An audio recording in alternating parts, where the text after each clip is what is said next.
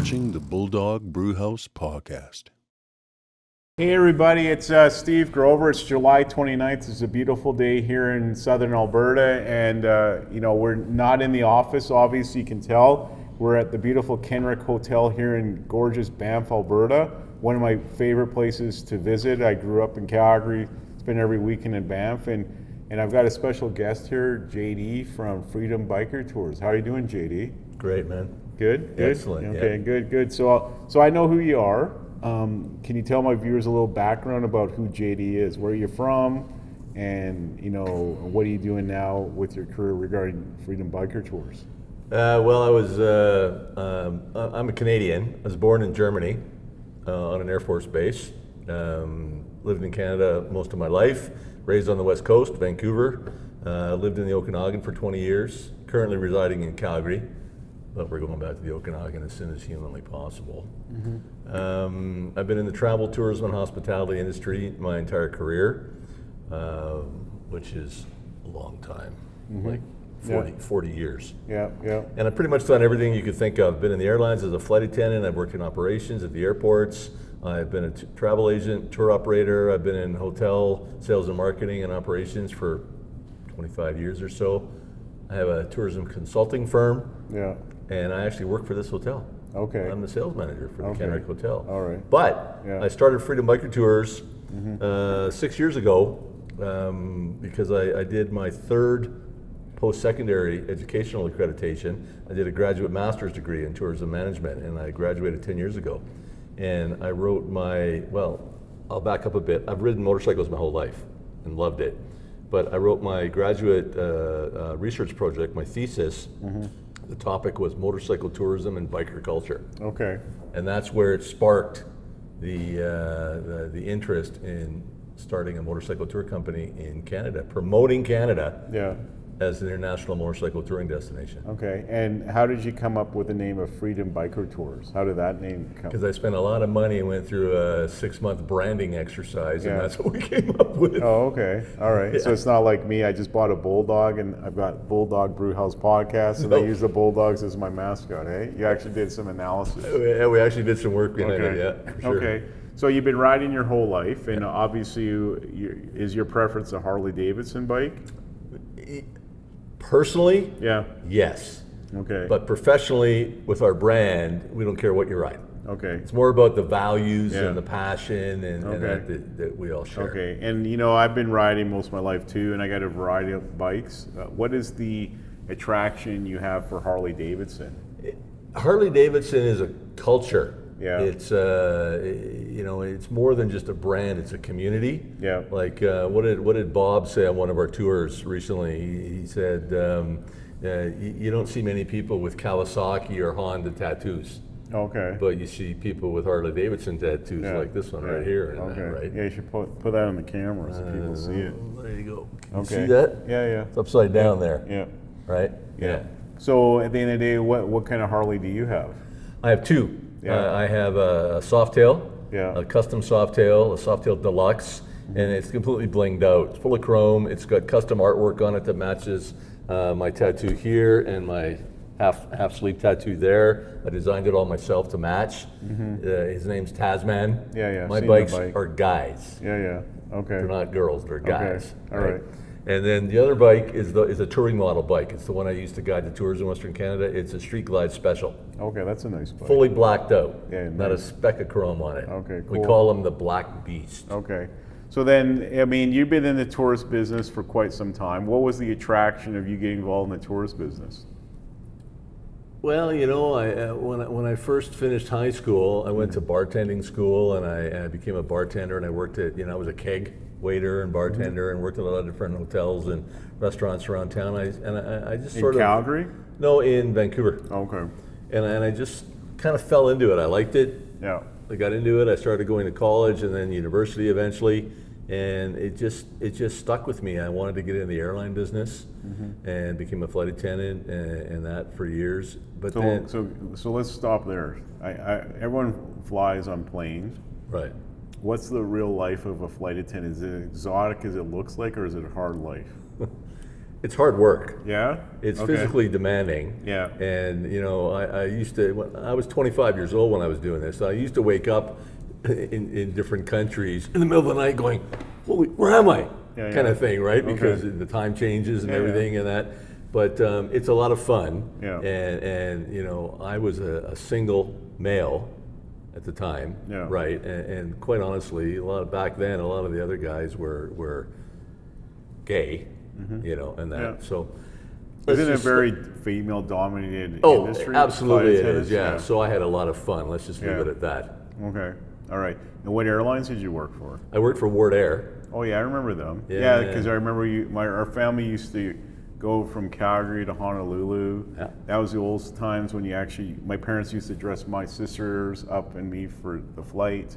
Yeah. We'd sit there, the big 747s. They'd Mm-hmm. actually put like a napkin out, and they give you actually real cutlery and serve you. Filet mignon, Yeah, chicken good cordon food. bleu. Yeah, and- but that service yeah. is gone now, unless you're going to Emirates or Yeah. Italia Airlines. Yeah. It's just too costly. Yeah, They couldn't okay. do it. Yeah. So what happened to Ward Air? Did they go bankrupt? What was the history of Well, that? I was an in-flight service manager with them, so I was Yeah. like the head flight attendant on the planes. Yeah. And yeah, Max realized that he needed to have a feeder network in Canada. Yeah. Right, from the smaller communities into the gateways like Vancouver, Toronto, Montreal, that kind of Yeah, thing. yeah. And so he went out and he made a deal to buy a bunch of smaller aircraft, narrow-body jets, and all that. And I don't know the full details, but pretty sure that he just overextended himself financially, and he couldn't handle it, and he got gobbled up by Pacific Western, right? Pacific Western Airlines.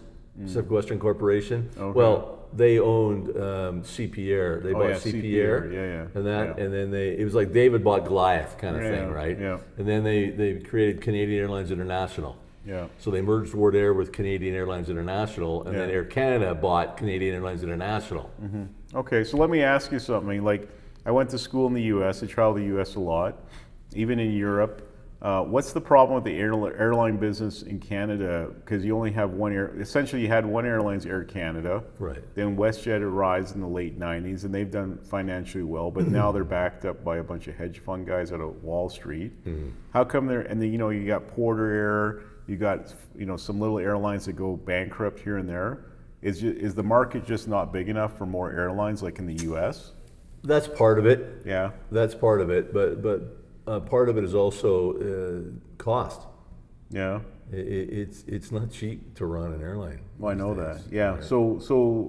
When I looked at the history of WestJet, they based their model on Southwest Airlines in the U.S. This is a low-cost carrier. Yeah, and I took Southwest Airlines once in my life.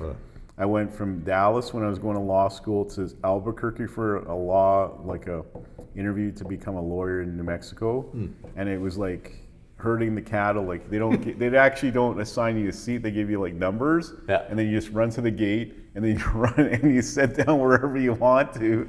And then I went to Albuquerque. It was kind of an interesting interview. I'll tell you privately what happened. Then came back to Dallas, and they landed into. There's two airlines. There's DFW, and then there's one where John F. Kennedy flew into in the downtown. Oh yeah, I know what you yeah, mean. Love Field or Love something. Field, yeah. And he never flew Southwest ever again.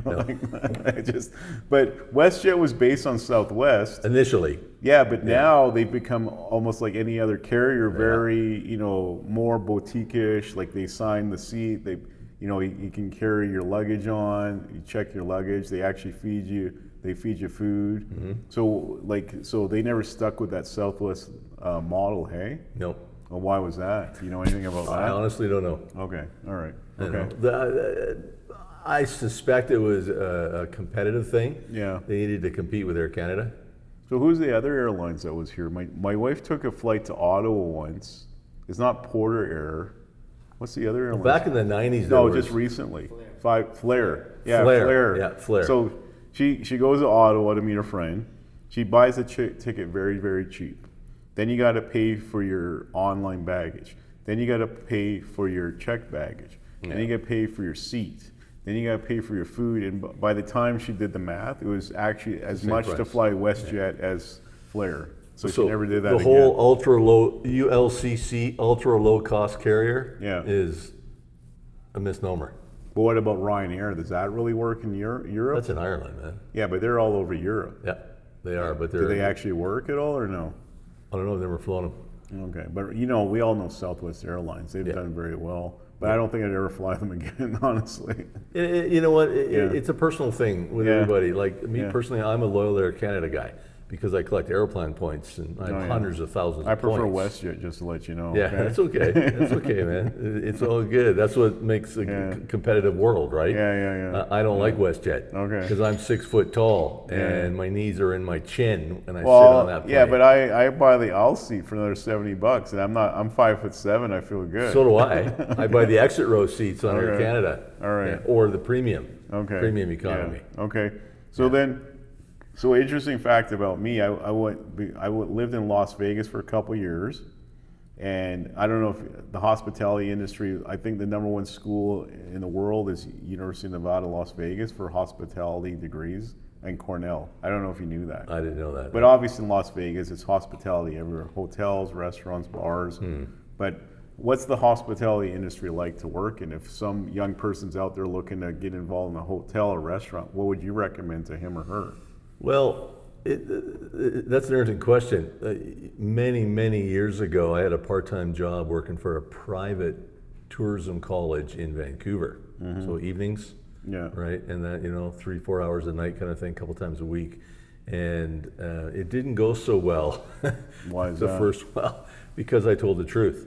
Yeah. And I told these kids that were coming up, and I said, okay, look, it's really hard work. Yeah. And, don't think you're going to make a lot of money for the first several years. Yeah. You have to earn your wings, and you have to move up and all that. You're not going to get rich doing this kind of thing. Yeah, but that's in any industry. Like you walk into law, and it's like it's a grind. It's right, 20, but the owner got pissed off and fired me. Okay. Yeah. Right. Because I told the truth. Yeah. So I mean, it depends on the job. It depends on so many different factors as to the kind of remuneration that you get in this industry. So let me ask you a question. Everyone's talking about AI now, artificial intelligence. Do you think the hospitality industry is a good industry to go in as a young person? Because, are they going to replace hostesses with robots, housekeeping with robots, kitchen staff with robots or androids, I think that's a long way down the road. Yeah. I mean, I've seen a couple of restaurants that we use on our motorcycle tours where the servers come out with a robot, and the robot is carrying a big tray with the meals on it, but the server is in control of everything, right? Yeah. So that's as far as I've seen the robotic aspect go, and I've only seen it in one place. Yeah. As far as AI goes, that's a whole different kettle of fish. Yeah. We have started using AI for Freedom Biker Tours, and a lot of destination marketing organizations like Destination Canada and whatnot are bringing on these AI platforms, and they're cool. They really are really interesting, and they're beneficial. And I've used AI now for probably several months on a few different marketing initiatives for Freedom Biker Tours, and it's really freaky.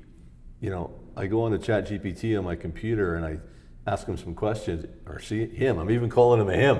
I ask it some questions, and it comes back and it's talking to me like it's my buddy, right? And the information it's giving me and how it's manipulating the information I've given it is unbelievably awesome. Like, it really is. Like, they nail it right on the head every time. Yeah, but in the end of the day, I mean, AI is AI. I saw an article by Warren Buffett, just in the last month, saying, listen, it doesn't matter about AI or whatever. You go ahead and dig in. It's the aux board here. If you're going to be successful in life, you need to be able to communicate with people at the end of the day. You know what I'm saying? And even in my own office with this young generation, I find that they're not even willing to pick up the phone. They'd rather email someone, and I'd rather talk to someone on the phone. You understand? And I think that part, if you still have that communication skills, if you're in the hotel industry, you probably still have a job, correct? If someone's going to drop $500 US for a hotel room, they probably want to talk to a real manager. Agreed. Yeah. And with Freedom Biking Tours, that's a big part of our brand. Yeah. I've had a few people over these last years where on our tours, they've even done video testimonials, and it's kind of humorous, where they're sitting down, we're having a beer, and they're like, yeah. He goes, I sent an email, and all of a sudden I get a phone call from the owner of the company, this JD guy. And he's like, oh, I thought it'd be like my people will talk to your people, and we'll exchange emails. And I'm like, no. Yeah.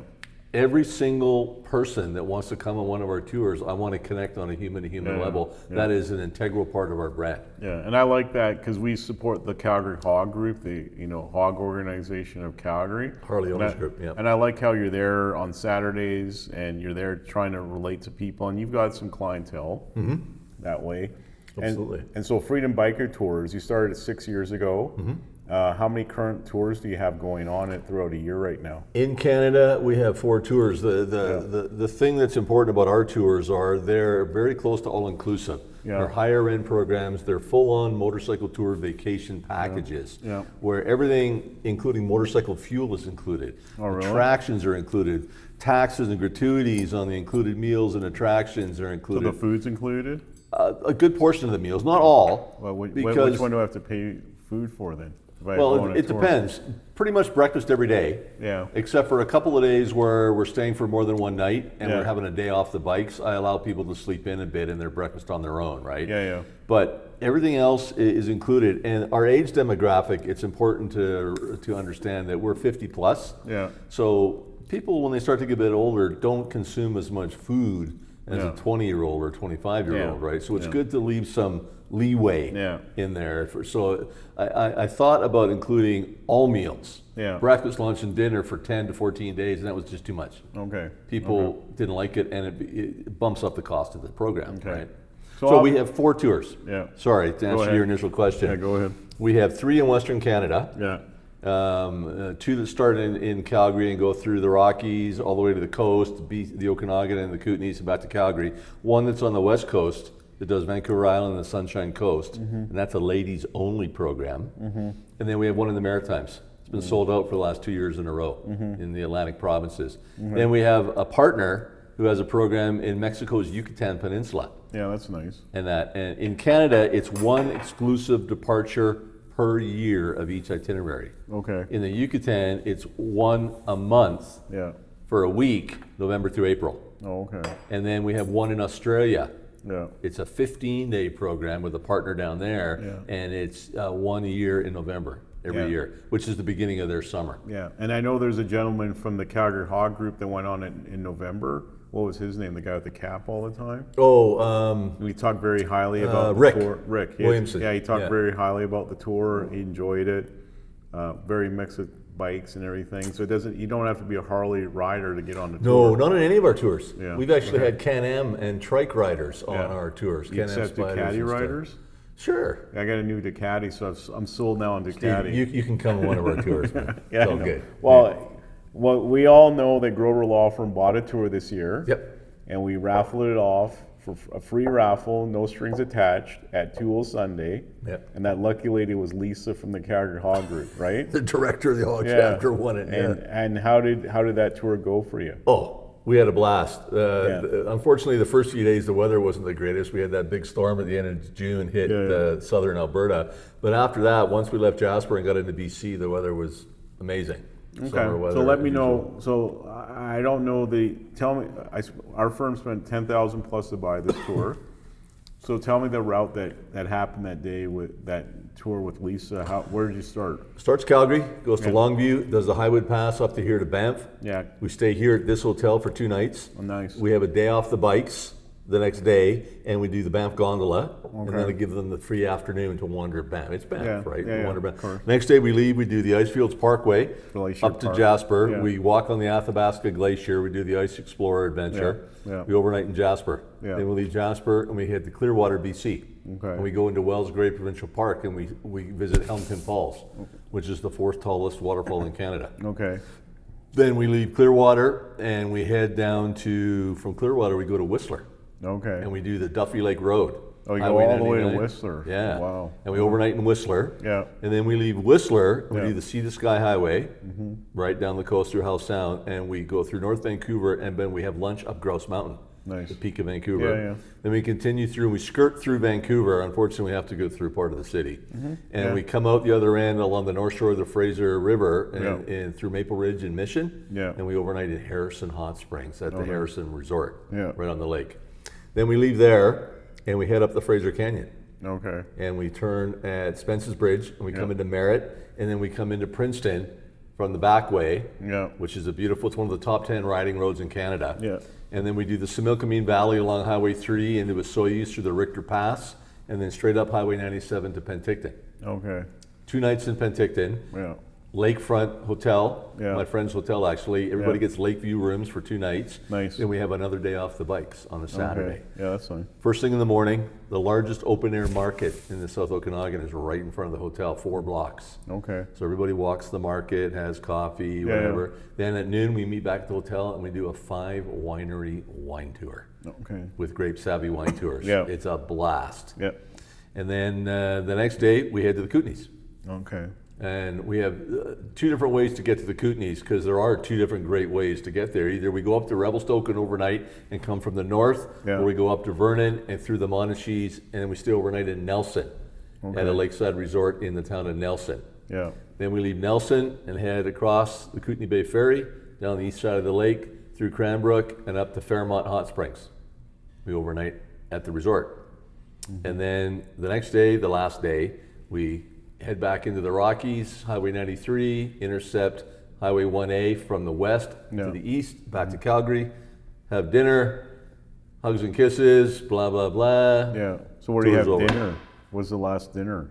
The first and last night's dinner, because we stay at the Sandman Signature Hotel. Oh yeah. Which one is that? It's across from Calgary Harley.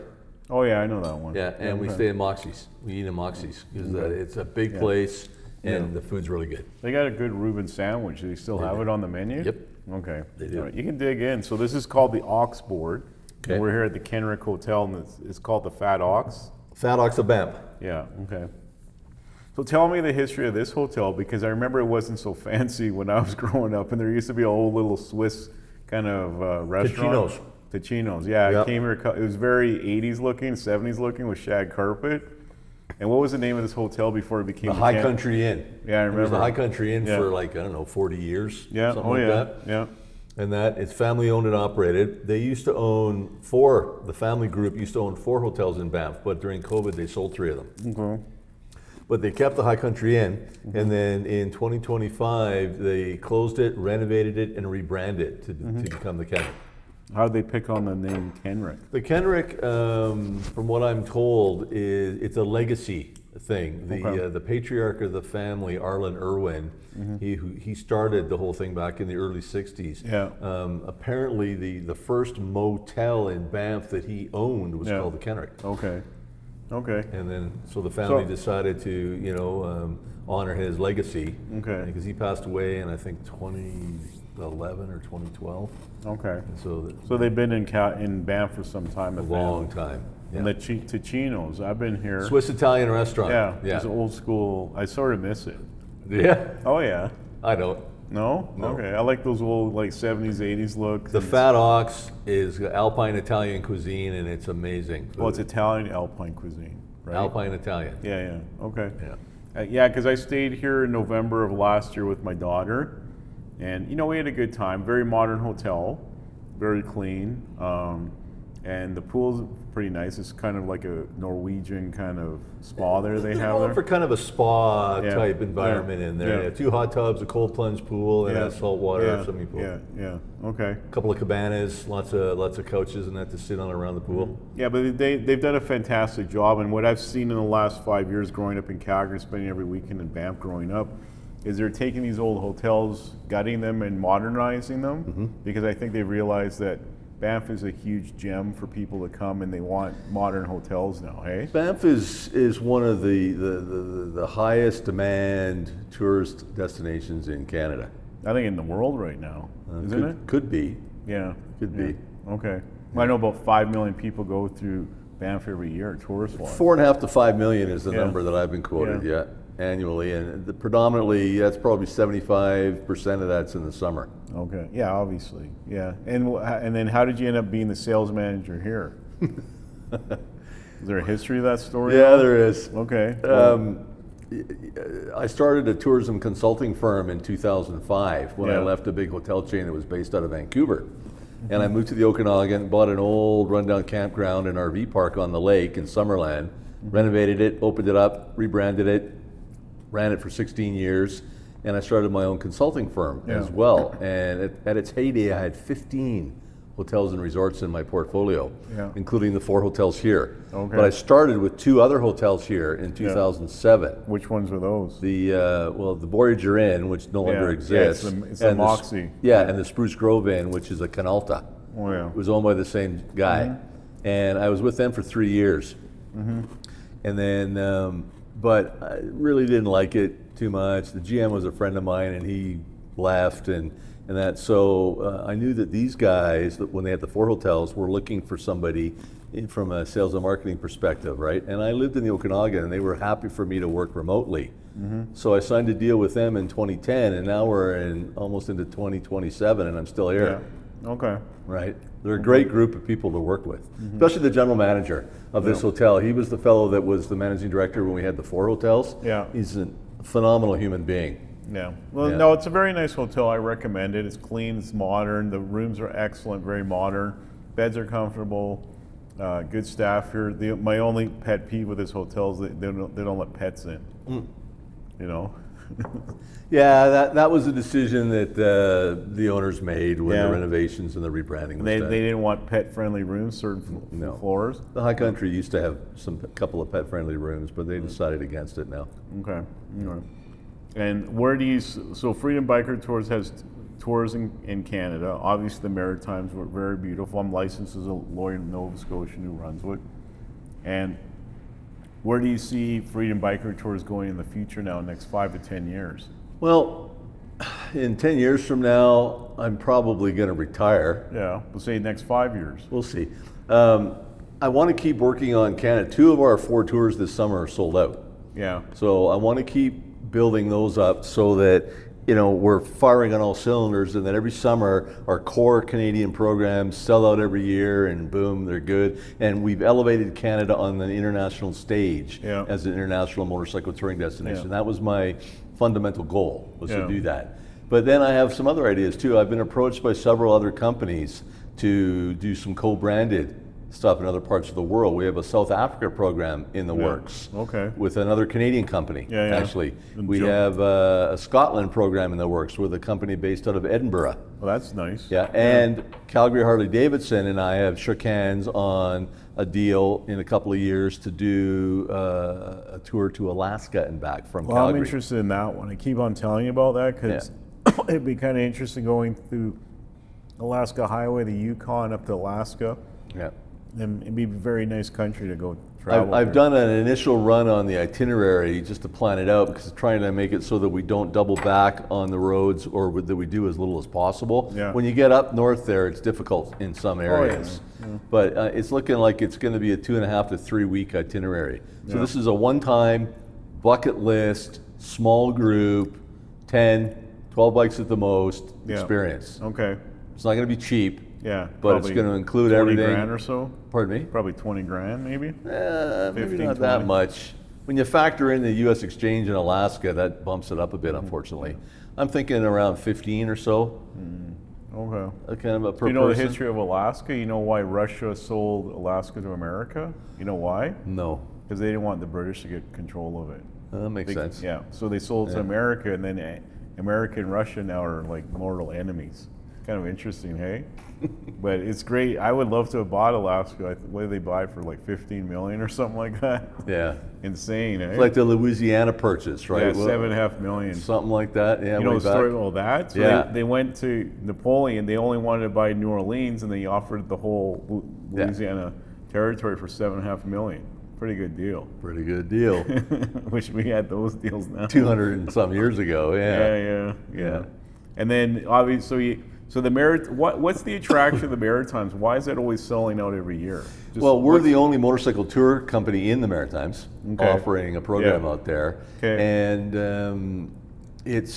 Canada's Atlantic coast is really, It's beautiful, and it's full of rich history, and the Acadian culture and the Scottish culture and all that. It's amazing. The thing about Canada is it's such a vast country, as you know, and that basically every province, region to region, is so different culturally and historically and the whole deal. So for somebody like me and Freedom Microtours, it provides a great opportunity to showcase the country, because we get Easterners that have never been out west, and they're coming out and doing our tours out west. They're like blown away, and then we get Westerners that have never been out east, or they've never been past Manitoba or Ontario, and they go to the Maritimes and they're like, oh my God, it's amazing. So you're saying that your Maritime tour is number one selling out every year.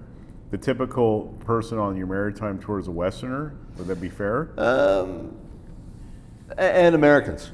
Okay. We get a lot of Americans that come up as well. Okay. Yeah. So give me I know Halifax, and I know Digby, Nova Scotia. So how long is it, the Maritime tour? 10 days. 10 days. And where do you start? Moncton, New Brunswick. Okay. And finish there too. Okay. And then from Moncton, where do you go? Up to Shediac Bay. Okay. Lobster capital of the world. Yeah. We do a boat cruise and a lobster lunch there. Yeah. Then we cross the Confederation Bridge, 12.5 kilometers long, in the PEI. 2 nights there. Yeah, beautiful. We do a ride around PEI. Yeah. Then we take the ferry back to Nova Scotia and up to Cape Breton Island, 2 nights in Bedeque, and we do the Cabot Trail, the world famous Cabot Trail. Yeah. And then we cruise down to Halifax, and we're 3 nights in Halifax. We give them a day off the bikes in Halifax, and they get a morning free to go to the Citadel and along the water. Then we do a harbor cruise on a tall ship. Oh, nice. In the afternoon, evening, and then dinner after that. Then the next day we do a day ride, Peggy's Cove, Lunenburg, Mahone Bay. Yeah. Then the next day we're up and around through Annapolis Royal, the wine country, down to Digby. Yeah, beautiful. Take the ferry across to St. John, overnight in St. John, Yeah. and then the last day we do the brand new Fundy Trail Parkway up to Moncton. Oh, beautiful. It is gorgeous. So where do you stay in Halifax with the tour? What hotel? We just changed Yeah. hotels. Yeah, we're staying at the Moxie now starting next year. Yeah, that's a Marriott hotel. Yep. Yeah, okay. Like here, they have a Moxie Marriott Yep. here, but it's way down the road.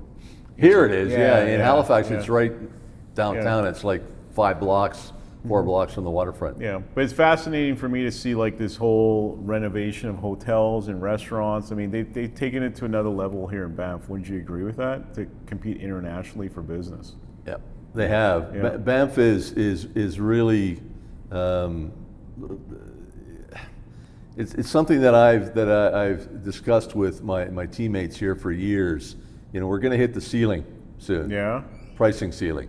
Okay. Right? I personally think Banff is going to price itself out of the market. Oh, I yeah. already know a lot of tour companies that do bus tours here that have pulled Banff out of their itinerary because it's too costly. Well, I think it's average this summer. I think it's an average of $1,000 a night for a hotel room Canadian. Yeah. That's fair, isn't it? Yep, absolutely. You can't get out a restaurant for 2 or 3 people. And that's just a consumer off the street booking. Yeah. So I mean, and that's just a regular, room. Yeah. Yeah. Right. You want anything that's a little higher end or whatever, you're paying Yeah. $1,500 a night, $2,000. Mm-hmm. Yeah, and it was interesting. When I grew up here in Calgary, obviously, and every Christmas, my dad and mom would take the family to the Banff Springs. I don't even know how much my dad spent. We'd spend 2 weeks straight in the Banff Springs, 2 weeks straight. Wow.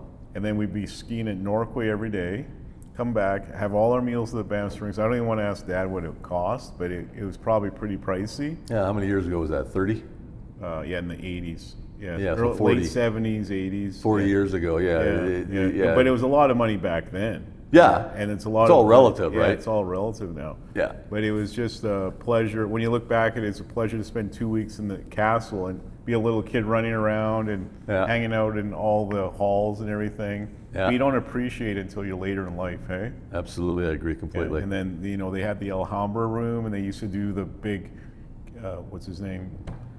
King Edward, King George, The fifth? No, King Henry VIII, Christmas parade. Yeah. They bring the boar around and everyone. It was quite the spectacle. They don't do that now, but but it's a great area to live. They have high tea at the Banff Springs now. Yeah, my sister's time. actually a lawyer here. Oh, yeah? Lisa and her husband Rod. They've been up here for like 30 years. In Banff? Yep. They got an office here in Banff. They have one in Canmore. They live in Canmore because they just prefer to be outside of Banff. But yeah, this is sort of like our backyard. It took us a good hour to get out here, which is pretty cool, and it's a great place to be. We rode out midday today, Carmen and I. We did 1A from Calgary all the way to Canmore, and then. So I know you're not favorable about the administration in the U.S. right now, but he can't run for a third term. You know that there's only in the he's floating it though. He's taunting everybody. He can do it. Yeah. So eventually, in 2 years, do you see yourself doing tours in the U.S.? Actually, we do have a tour in our back pocket. Carmen and I wrote it 3 years ago. Yeah. Starts and ends in Vegas. Nice. So that everybody on the tour could extend either a few nights pre or post in Vegas. And it does Utah. It does the North Rim of the Grand Canyon, Bryce, Zion. Yeah, it was beautiful. gorgeous. Yeah. A couple nights in Zion. Do you stop in Mesquite, Nevada at all? No. No. Okay. You know where Mesquite is? Not at this point. But I mean, when we decide to pull the trigger on the itinerary, we're going to have to, revamp it. And so where would the tour would start in Vegas? Start and end in Vegas. And then where would you go? Utah, Colorado? Or Utah, Arizona. Yeah. And back and some riding around Nevada. Well, you definitely have to stop in Kingman, Arizona. Have you ever been there? Yeah, you mentioned something. Yeah, about there's a that. good biker bar there. I It's heard, pretty yeah. run down. All right, and obviously the Grand Canyon. Yeah, the North Rim of the Grand Canyon was very cool. Yeah. I'd never been there before. Any thoughts of expanding into Europe, doing tours over there? Well, Scotland, right? Yeah. That one offer we've had about Scotland, and I'd like to do something in Europe. I've had a few companies reach out to me. That's the interesting thing about the Freedom Biker Tours brand. It's resonating with so many people. Yeah. Because our marketing is done really well, and our messaging is really resonating with a lot of people. Yeah. And people other companies are coming to me and going, "Hey, I'd like to do something with you." Yeah. And now that we have our new Kickstands Up Canada brand, and our radio show, and our documentary films that we're doing about the healing, therapeutic, and mental health benefits of motorcycling, it's all really going. Okay, nice. Right, the whole thing. It's going to really grow for you now. Yeah. But do careful growth. Don't expand too much. You know what I'm saying? Believe me, I'm not. I don't want to get so busy where I blow my brains out. Right. Exactly. Yeah. Yeah, it's good to be busy, but not too busy, hey? Yeah. But hey, I get to ride motorcycles. Yeah. All over the place. Any ideas of going into Asia at all, like Vietnam tour or something like that? Actually, it's funny you ask. I just had a company from based out of Nepal reach out to me a couple of days ago, and they do stuff in Vietnam as well. And that, but no, I always look at the areas of the world where I would want to visit, and I go from top to bottom, right? And Asia's pretty low on that list. Yeah. Right. So, Europe, Africa, other parts of North America. Yeah.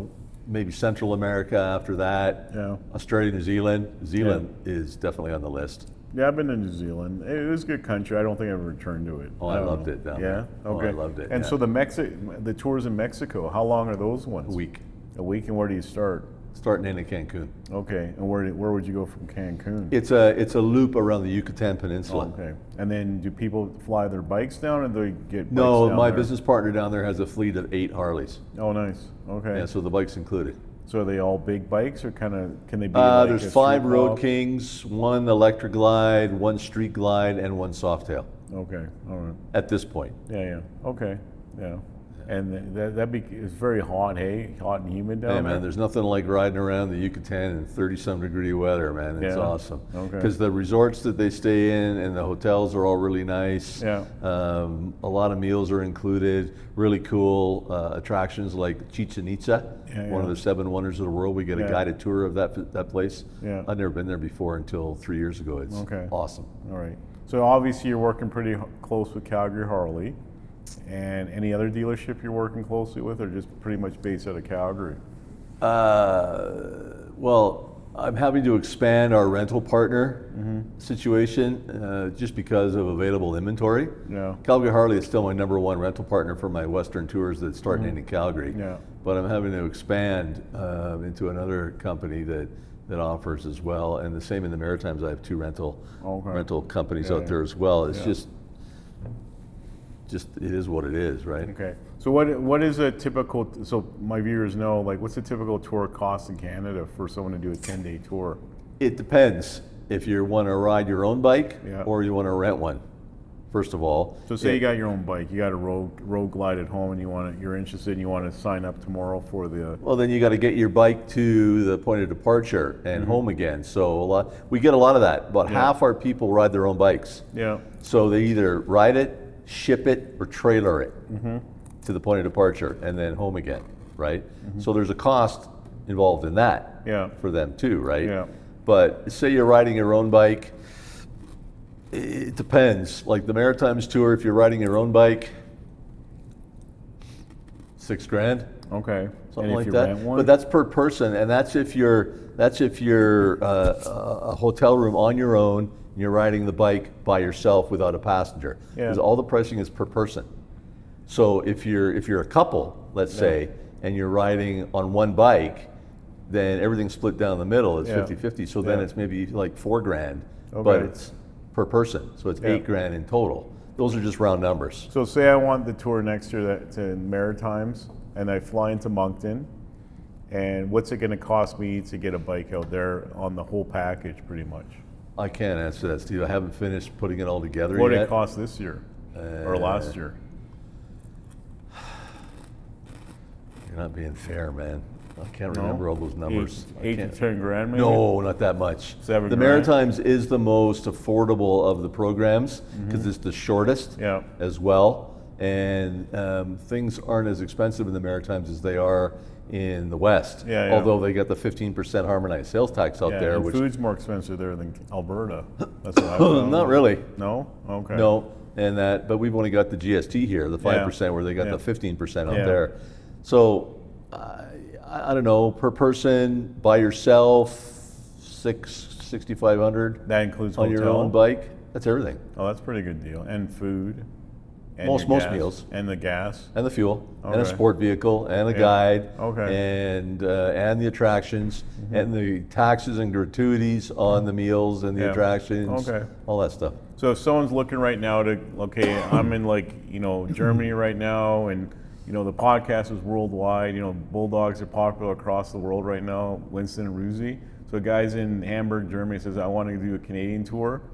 Which one would you recommend someone to start with? I would recommend they come and do the Rockies and Best of BC. Yeah. That's Okay. the one that's it's 2 weeks, Yeah. and it covers everything. The Okay. Rockies, the Whistler, the Yeah. coast, the Okanagan, the Kootenays, Yeah. some of the top 10 riding roads in Canada. Yeah. It's got some really nice activities and attractions built Yeah. in, all Yeah. iconic things, Okay. right? So it'd be a lasting impression of Canada. It's a bucket list thing, Yeah, yeah, absolutely. yeah. Well, it's beautiful. I mean, I've traveled the world, and I was in Asia in February, and I do miss Canada. It's a very nice country, very serene, very clean. You know what you're going to get here. Sometimes, you get sidetracked on someone And we're all trying very to do polite stuff people for you. too, right? Yeah, to a degree. But at the end of the day, it's a nice country, and it's great that you have your company and you're promoting Canada worldwide, and I know we wish you the best. Thank you. I just need to ask you one question. Okay. Okay, so say technically you couldn't ride a Harley. What's your second choice for a motorcycle? Personally, Yeah, brand. I don't know. I've never You got ridden. to pick one. When I first started riding motorcycles, I had Hondas and Yeah, but Yamahas, I mean, at the end of the day, you say you can't ride Harley anymore. Which brand would you ride? BMWs, Okay, and why is that?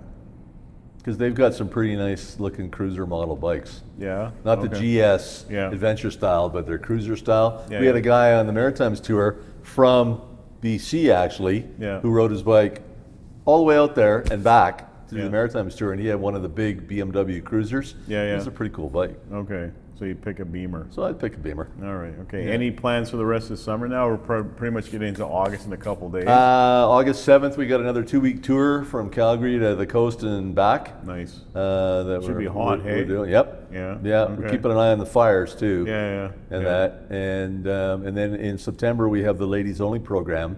Starts and ends in Vancouver. Nice. And that one I'm not riding. I have Yeah. a guide. Yeah. That it's a lady that guides it. I'm driving the support vehicle for that Okay, one. cool.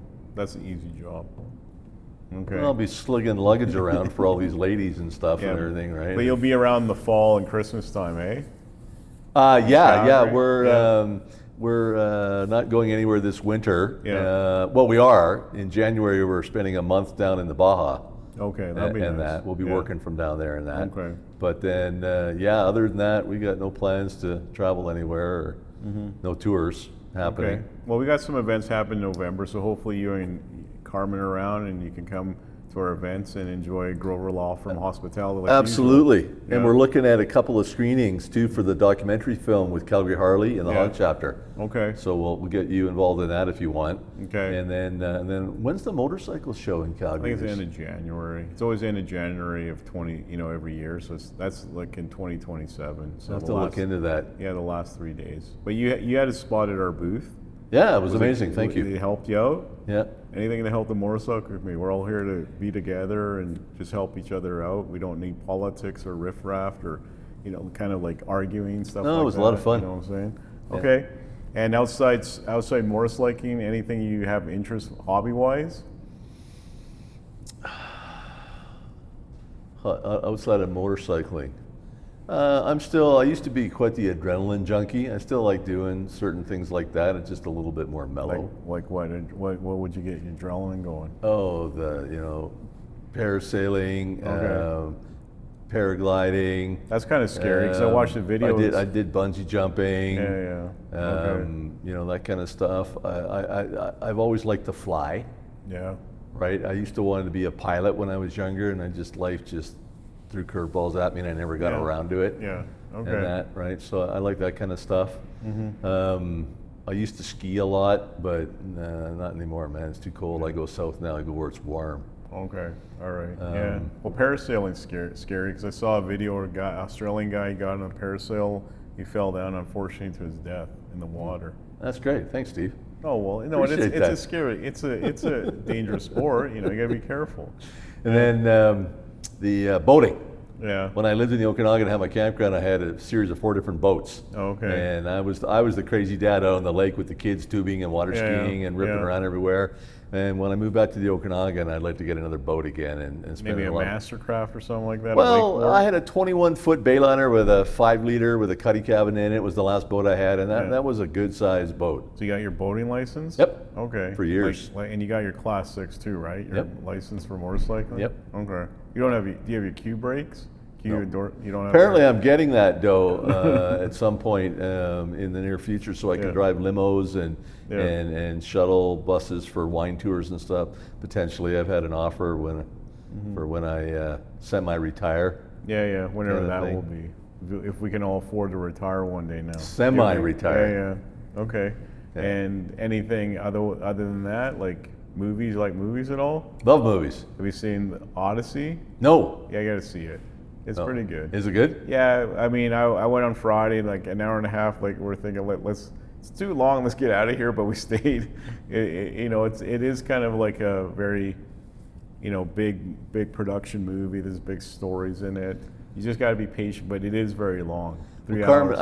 I like to have date nights with Carmen, and Yeah. we go out for dinner and a movie. Yeah. And I usually wait until there's some big blockbusters like Star Wars or. Well, Odyssey's or made some good money now. something, is yeah. it? Oh yeah, it's like up to 3-4. I think it's up to 700 million worldwide right now. Really? Should hit $1 billion.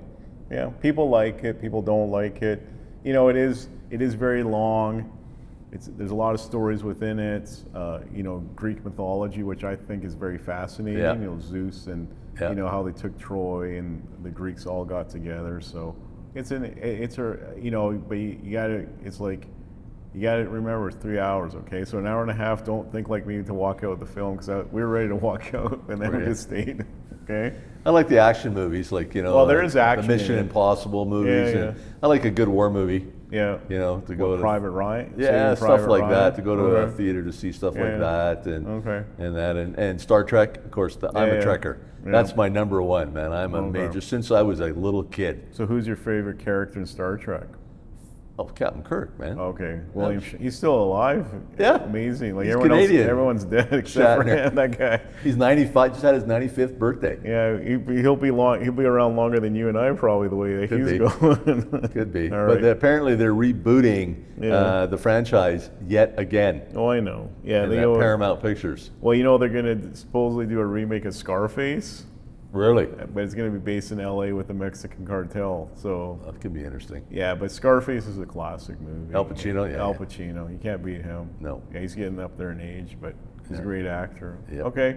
Well, you know, JD, it's a pleasure to see you again. And obviously, we're here in beautiful Banff, Alberta. You can't be anywhere else to have a podcast. We're here at the beautiful Kenrick Hotel, and I wish you all the best. And you know, Thank you very wish much. you all the best the rest of the summer, and You too. continued success with Freedom Biker Tours. And obviously, Grover Law Firm will always be in your back corner supporting you guys. Okay. And we are grateful for that, Steve. Thank All right. you very Well, much. thank you. Okay. And everybody, you know, thanks for tuning in for another episode of the podcast. We're here in beautiful Banff, Alberta. If you haven't been out here recently, get out here in the long weekends coming around. Enjoy this beautiful country we live in called Canada, and obviously Banff National Park, which is one of the majestic places in the world. And everyone have a great week. Next time, see you again. Ciao. The Bulldog Brewhouse Podcast.